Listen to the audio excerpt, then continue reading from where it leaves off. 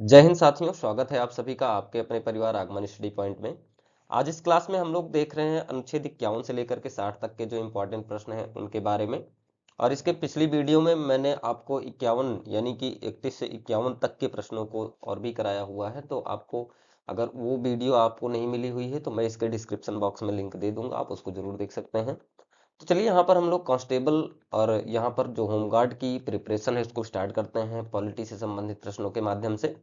सबसे पहला प्रश्न है कि अनुच्छेद 51 का संबंध किससे है। तो ध्यान दीजिए, यहाँ पर अनुच्छेद 51 का जो संबंध दिया गया है आप जानते हैं कि यहाँ पर अंतरराष्ट्रीय शांति और सुरक्षा को बढ़ावा देने से संबंधित है। ठीक, अब इसके बाद दूसरा प्रश्न है दोस्तों, भारतीय संविधान के किस अनुच्छेद में ये कहा गया है कि भारत का एक राष्ट्रपति होगा। तो ध्यान दें, यहाँ पर आपका अनुच्छेद 52 होगा।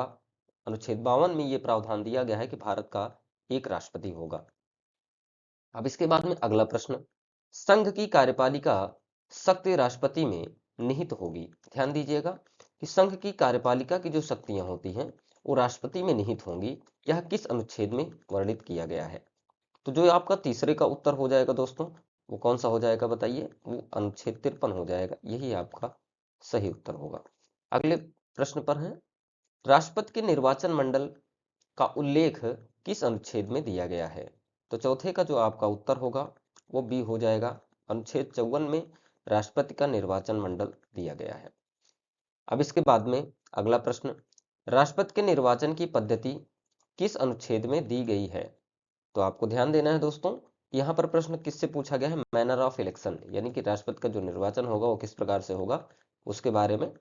तो पांचवे का जो उत्तर हो जाएगा दोस्तों वो अनुच्छेद 55 हो जाएगा। यही आपका सही उत्तर होगा। अब इसके बाद अगले प्रश्न की तरफ चल रहे हैं, राष्ट्रपति की पदावधि यानी राष्ट्रपति का कार्यकाल का उल्लेख किस अनुच्छेद में दिया गया है। तो यहाँ पर जो उत्तर हो जाएगा दोस्तों वो हो जाएगा आपका अनुच्छेद 56, क्योंकि अनुच्छेद 56 ये कहता है कि राष्ट्रपति का जो कार्यकाल होगा वो कितने वर्षों का होगा दोस्तों, याद रखें 5, कितने ईयर का, 5 ईयर्स का, यानी 5 वर्ष का होगा। अब इसके बाद अगला प्रश्न है, पुनर्निर्वाचन के लिए पात्रता यानी एलिजिबिलिटी ऑफ री इलेक्शन किस अनुच्छेद से संबंधित है। तो यहाँ पर जो उत्तर हो जाएगा दोस्तों वो आपका हो जाएगा अनुच्छेद 57। अनुच्छेद 57 में पुनर्निर्वाचन के लिए पात्रता दिया गया है। अब इसके बाद अगला प्रश्न है, राष्ट्रपति पद के लिए अर्हताएं यानी क्वालिफिकेशंस किस अनुच्छेद में दी गई हैं। तो यहाँ पर जो उत्तर होगा आपका वो कौन सा होगा बताइए। यहाँ पर उत्तर हो जाएगा अनुच्छेद 58 के तहत राष्ट्रपति की अर्हताएं दी गई हैं। ठीक, अगला प्रश्न, राष्ट्रपति के पद के लिए शर्तें यानी कंडीशंस ऑफ ऑफिस किस अनुच्छेद में है। तो यहाँ पर जो उत्तर होगा आपका वो हो जाएगा अनुच्छेद 59। अगला प्रश्न, राष्ट्रपति द्वारा शपथ या प्रतिज्ञान यानी ओथ किस अनुच्छेद के तहत दिया जाता है। तो यहाँ पर आपका जो राइट आंसर होगा वो कौन सा हो जाएगा दोस्तों, आप जानते हैं कि अनुच्छेद 60 किससे संबंधित है, राष्ट्रपति के शपथ से संबंधित है। अगला प्रश्न, राष्ट्रपति पर महाभियोग यानी इम्पीचमेंट चलाने की प्रक्रिया किस अनुच्छेद में दी गई है। तो यहाँ पर जो आपका 11वां प्रश्न है उसका उत्तर हो जाएगा बी, यानी कि अनुच्छेद 61 के तहत राष्ट्रपति पर महाभियोग चलाया जा सकता है। और एक प्रश्न ये भी बनता है कि राष्ट्रपति पर महाभियोग चलाने से पहले उसको कितने दिन पूर्व सूचना देनी होती है। तो यहाँ पर उत्तर हो जाएगा 14 दिन पूर्व। तो ये आपका सही उत्तर होगा। अब इसके बाद में अगला प्रश्न है, अगला प्रश्न दोस्तों कि राष्ट्रपति के पद की रिक्ति को भरने के लिए निर्वाचन करने का समय किस अनुच्छेद में है। तो यहाँ पर जो 12वां प्रश्न होगा उसका उत्तर हो जाएगा अनुच्छेद 62। और याद रखना है, इसमें प्रश्न पूछा जाता है कि राष्ट्रपति के त्यागपत्र के दिन से जो है 6 मंथ के अंदर राष्ट्रपति का पद जो है वो भर दिया जाना चाहिए, उनकी रिक्तियों की पूर्ति हो जानी चाहिए। अब इसके बाद अगला प्रश्न, भारत का एक उपराष्ट्रपति होगा वो किस अनुच्छेद में कहा गया है। तो 13वें का उत्तर हो जाएगा दोस्तों अनुच्छेद 63। ये आपके लिए सही उत्तर होगा। अगला प्रश्न, उपराष्ट्रपति का राज्यों की परिषद यानी राज्यसभा का पदेन सभापति होना किस अनुच्छेद में वर्णित है। तो यहाँ पर जो उत्तर होगा वो होगा अनुच्छेद 64। अगला प्रश्न, राष्ट्रपति की अनुपस्थिति में उपराष्ट्रपति का राष्ट्रपति के रूप में कार्य करना किस अनुच्छेद में दिया गया है। कहने का क्या मतलब है, यदि किसी कारणवश राष्ट्रपति अनुपस्थित रहते हैं तो उस समय जो उपराष्ट्रपति होंगे वही राष्ट्रपति के रूप में कार्य करेंगे। तो यहाँ पर 15वें का जो उत्तर हो जाएगा वो हो जाएगा अनुच्छेद 65। यही आपका सही उत्तर होगा। अगला प्रश्न, उपराष्ट्रपति निर्वाचन यानी इलेक्शन ऑफ वाइस प्रेसिडेंट की प्रक्रिया किस अनुच्छेद में दी गई है? तो यहाँ जो उत्तर होगा वो हो जाएगा अनुच्छेद 66 के अंतर्गत उपराष्ट्रपति के निर्वाचन की प्रक्रिया दी गई है। अब इसके बाद दोस्तों हम लोग देख रहे हैं 17वां प्रश्न है, उपराष्ट्रपति की पदावधि यानी कार्यकाल का उल्लेख किस अनुच्छेद में दिया गया है? तो यहाँ पर 17वें प्रश्न का जो उत्तर होगा दोस्तों अनुच्छेद 67 हो जाएगा, जिसमें उपराष्ट्रपति के कार्यकाल की बात की गई है। अब इसके बाद अगला प्रश्न, उपराष्ट्रपति के पद की रिक्ति को भरने के लिए निर्वाचन का समय किस अनुच्छेद में दिया गया है? तो यहाँ पर जो आपका उत्तर हो जाएगा अनुच्छेद 68 होगा। इसी के अंतर्गत उपराष्ट्रपति के पद की रिक्ति को भरने का प्रावधान दिया गया है।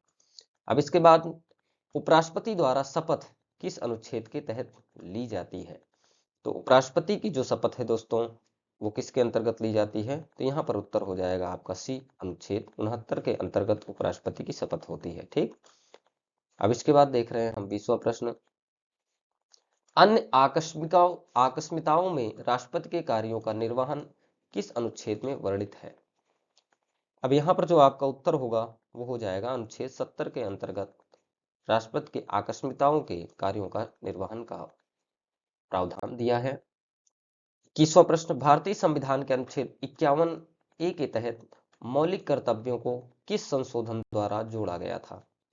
तो यहाँ पर जो 21 का उत्तर हो जाएगा दोस्तों वो हो जाएगा 42वें संविधान संशोधन द्वारा मौलिक कर्तव्यों को क्या किया गया, 51A के तहत जोड़ा गया था। अब इसके बाद में अगला प्रश्न है आपका 22वां, अनुच्छेद 58 के अनुसार राष्ट्रपति पद का उम्मीदवार होने के लिए न्यूनतम आयु कितनी होनी चाहिए? तो यहाँ पर जो उत्तर होगा दोस्तों वो आपका सी हो जाएगा, यानी जो आपका यहाँ पर न्यूनतम आयु होनी चाहिए राष्ट्रपति उम्मीदवार के लिए वो 35 वर्ष होनी चाहिए। अगला प्रश्न, अनुच्छेद 56 के तहत राष्ट्रपति अपना त्यागपत्र किसे संबोधित करता है? तो यहाँ पर ध्यान देने योग्य बातें हैं, क्योंकि जब राष्ट्रपति त्यागपत्र देगा तो किसे देगा? तो यहाँ पर आपको उत्तर बताना है कौन सा, उपराष्ट्रपति को देगा। अब इसके बाद अगला प्रश्न, अनुच्छेद 61 के अनुसार राष्ट्रपति पर महाभियोग का प्रस्ताव संसद के किस सदन में पेश किया जाता है? तो यहाँ जो उत्तर हो जाएगा दोस्तों वो हो जाएगा कि संसद के किसी भी सदन में राष्ट्रपति पर महाभियोग की प्रक्रिया के लिए प्रस्ताव प्रस्तुत किया जा सकता है।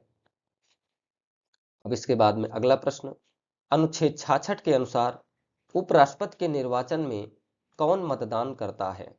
तो ध्यान दें कि जो उपराष्ट्रपति का निर्वाचन होता है उसमें कौन कौन मतदान करता है? तो संसद के दोनों सदनों के सभी सदस्य यानी निर्वाचित सदस्य और जो मनोनीत सदस्य होते हैं वो सभी सदस्य निर्वाचन में भाग लेते हैं। अब इसके बाद में अगला प्रश्न है 26वां, अनुच्छेद 67 खा के अनुसार उपराष्ट्रपति को पद से हटाने का प्रस्ताव सबसे पहले कहां पेश किया जाना अनिवार्य होता है? तो यहाँ पे जो उत्तर हो जाएगा वो हो जाएगा दोस्तों राज्यसभा में। कहां पे दोस्तों? राज्यसभा में। अगला प्रश्न, अनुच्छेद 67 खा के अनुसार उपराष्ट्रपति को पद से हटाने का प्रस्ताव सबसे पहले कहां पेश किया जाना चाहिए? माफ करिएगा, ये प्रश्न बार बार यानी कि 2 बार आपका रिपीट हो चुका है दोस्तों। तो यहाँ पर अभी आपको मैंने जैसा बताया था कि 67 खा के अनुसार उपराष्ट्रपति को यदि पद से हटाना है तो उनके लिए जो प्रस्ताव पेश किया जाता है वो राज्यसभा में पेश किया जाता है। अगला प्रश्न हम लोग देख रहे हैं दोस्तों, अनुच्छेद 60 के तहत राष्ट्रपति को पद की शपथ कौन दिलाता है?